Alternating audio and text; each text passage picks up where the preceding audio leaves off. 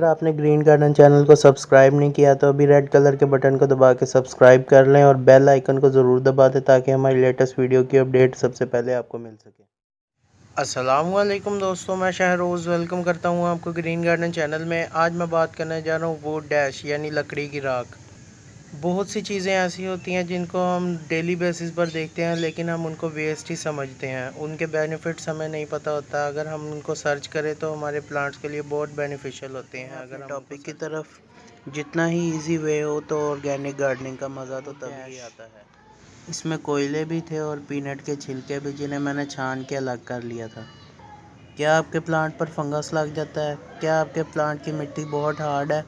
उसकी प्रॉब्लम का सलूशन ये रस्में देगी वुड डैश। क्या आपके प्लांट के पत्ते पीले हो रहे हैं?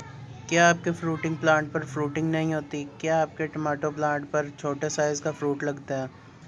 तो उसका सलूशन भी ये वुड डैश है। रोज़ प्लांट में फंगस की बहुत प्रॉब्लम होती है। आप सिंपली थोड़ी सी वुड डैश लें और इसके ट्रंक लेवल पर थ्रो कर दें।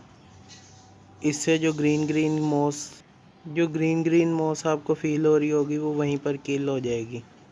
ये कैल्शियम का सोर्स भी है। आप फ्रूटिंग प्लांट में इसको थ्रो करके ऊपर से हल्की हल्की गुडाई कर दें।